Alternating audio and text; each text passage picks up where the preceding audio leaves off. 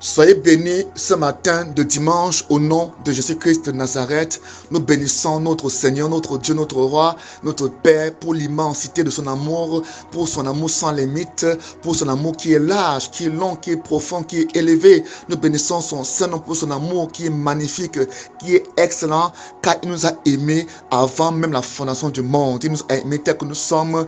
Il est un bon Dieu, il est un Dieu merveilleux, il est un Dieu glorieux. Nous avons vu ici que le Seigneur, n'est-ce pas, en bénissant à Abraham, ce n'est pas seulement à Abraham qu'il visait, mais il voulait, n'est-ce pas, établir un lien, une alliance avec Abraham, dans laquelle, dans cette alliance-là, il était question que Dieu voulait bénir l'humanité tout entière, les nations tout entières, par sa descendance. Et on a appris dans le livre de Galates chapitre 3, verset 15 au verset 19, que en vérité, la descendance d'Abraham dont il est question, Dieu a dit à Abraham, ta descendance, pas ses descendances. Donc ici, Dieu a donc fait une alliance avec Abraham, et c'est le seul homme à qui Dieu a fait une alliance éternelle sur laquelle se fonde Christ. Alors il a dit que toutes les nations seront bénies en toi. Amen. Donc il s'agit donc de la descendance d'Abraham, une seule descendance, pas des descendances. C'est ça que la Bible déclare. Il dit dans Galates chapitre 3, verset 16, oh, c'est Abraham et à sa descendance que Dieu a fait ses promesses. Il n'est pas dit à ses descendances, comme s'il y avait plusieurs lignées pour bénéficier de ces promesses. Or, quand on lit bien la parole de Dieu, on va voir qu'Abraham a eu beaucoup d'autres fils. Il n'a pas eu, n'est-ce pas, il n'a pas eu, n'est-ce pas, seulement Isaac ou bien Ismaël comme fils. Il y a eu beaucoup, n'est-ce pas, de fils. Mais la Bible dit que la promesse lui a été faite à sa descendance. Et cette descendance-là, il dit que, ici, il dit à ta descendance ne désigne qu'une seule descendance.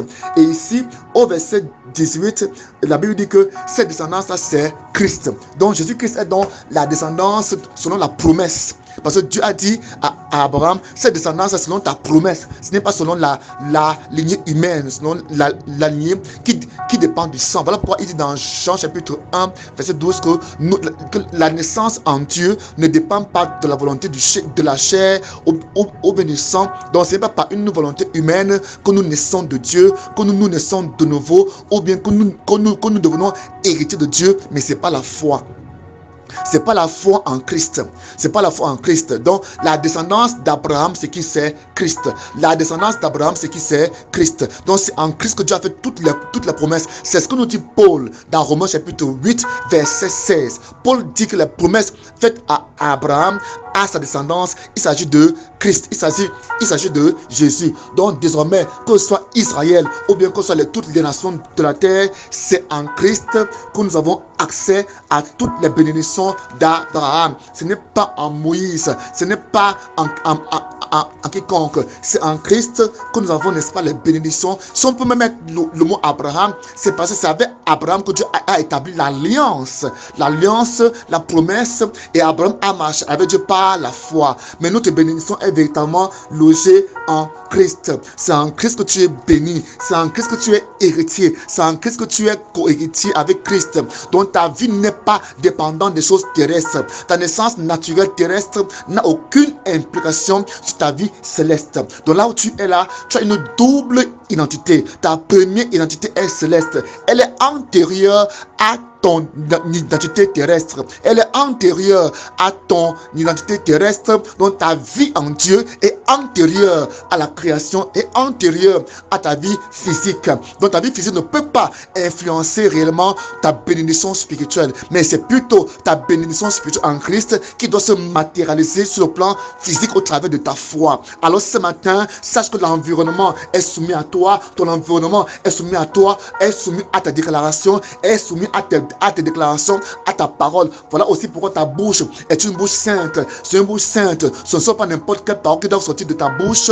Ta bouche doit déclarer des bénédictions. Ta bouche doit déclarer des bénédictions parce que tout ce que tu déclares a une puissance de création, car tu es fils de Dieu. Ta bouche, n'est-ce pas, qui déclare des paroles, ces paroles ont une puissance d'accomplissement. Fais donc attention à tes paroles. Fais attention à tes pensées, parce qu'en toi habite l'Esprit de Dieu. Il dit, ne savez-vous pas que vos corps sont le temple du Saint-Esprit et que vous ne vous appartenez pas vous-même, car vous avez été rachetés à un grand prix. Amen. Que Dieu te bénisse ce matin au nom de Jésus. Je vais lire Romains chapitre 8, verset 14 au verset 17. Il dit, j'estime d'ailleurs qu'il n'y a aucune commune mesure entre les souffrances de la vie présente et la gloire qui va se révéler en nous. C'est en effet cette révélation des fils de Dieu que la création attend avec un ardent désir. Car la création a été soumise au pouvoir de la fragilité. Cela ne s'est pas produit de son propre gré, mais c'est à cause de celui qui l'a soumis. Oui, lui, il a toutefois donné une espérance. Amen. C'est que cette création-là, elle-même sera délivrée de la puissance de la corruption qui l'a servi pour accéder à la liberté des enfants de Dieu dans la gloire. Amen. Dans la parole de Dieu déclare que ici que nous sommes, n'est-ce pas, des fils de Dieu selon la promesse, et que le Seigneur, n'est-ce pas, l'a fait par sa grâce. Donc il faut donc comprendre que cette création, n'est-ce pas, dans laquelle nous sommes, attend la manifestation des fils et des filles de Dieu. Verset 14.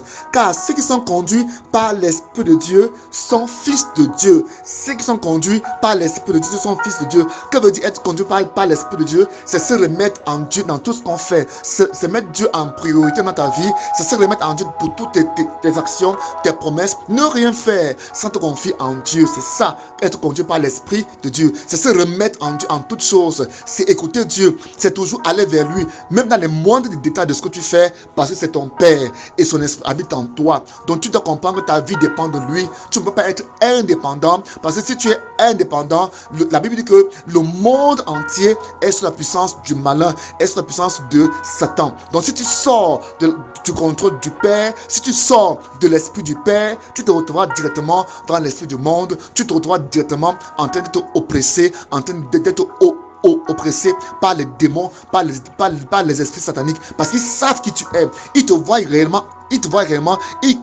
connaissent ta nature, ils connaissent ta filiation, ils savent qui tu es. Si toi tu ne sais pas qui tu es, mais eux ils savent qui tu es. Les puissances de ce monde savent qui nous sommes. Ils savent qui nous sommes. C'est voilà pourquoi ils nous oppressent et attaquent. Donc lorsque nous quittons la présence de Dieu, nous nous exposons. Il dit donc ici que nous devons donc, n'est-ce pas, marcher par l'esprit de Dieu. Verset 18, verset 15, il dit, en effet, vous n'avez pas reçu un esprit qui fait de vous des esclaves, mais vous ramène à la crainte. Mais non, vous avez reçu l'esprit qui fait de vous des fils adoptifs de Dieu, car c'est par cet esprit que nous crions Abba, qui veut dire Père. Donc la Bible dit que nous ne sommes pas des esclaves, nous ne sommes pas des serviteurs, non.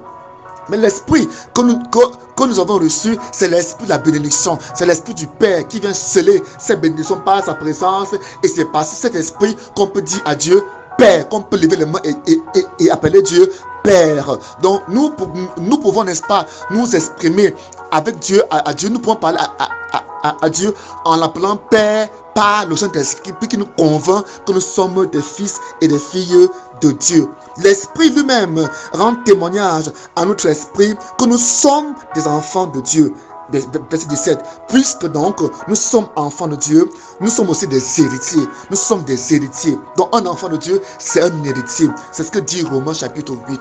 Ce matin, tu es un héritier. Que ces choses-là soient ancrées profondément au fond de ton cœur. Le plus souvent, beaucoup ne croient pas à ça parce qu'ils sont plus conscients de la vie physique, ils sont plus conscients de la vie mondaine, ils sont plus conscients de la vie humaine. Beaucoup de gens se demandent, mais pourquoi est-ce que la vie est Dieu? C'est parce que la création tout entière a rejeté, s'est séparée de Dieu. Mais la Bible déclare à ceux qui l'ont accepté, à ceux qui ont cru en son nom, elle leur a donné le pouvoir de devenir enfants de Dieu. Amen. Verset 22, il dit, nous le savons bien, en effet, jusqu'à présent, la création tout entière est unie dans un profond gémissement, dans des douleurs semblables à des douleurs qui prennent la femme enceinte, la Bible déclare que la création tout entière subit cette même douleur d'enfantement. Amen. Elle n'est pas la seule à gémir. Verset 21. Nous aussi, qui avons reçu l'Esprit de Dieu comme avant-goût de la gloire, nous gémissons du fond du cœur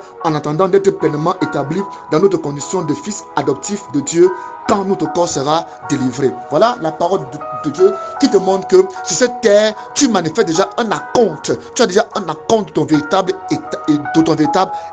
héritage. La compte, c'est quoi? C'est une petite partie, c'est une partie de ce qui te revient. C'est avec ça que tu vis. Alors ce matin, sois béni. Tu es immensément béni. Je vous invite à lire Romains chapitre 8 à partir du verset 14 jusqu'au verset 22. Que Dieu bénisse. Mon nom c'est Bétien Bled.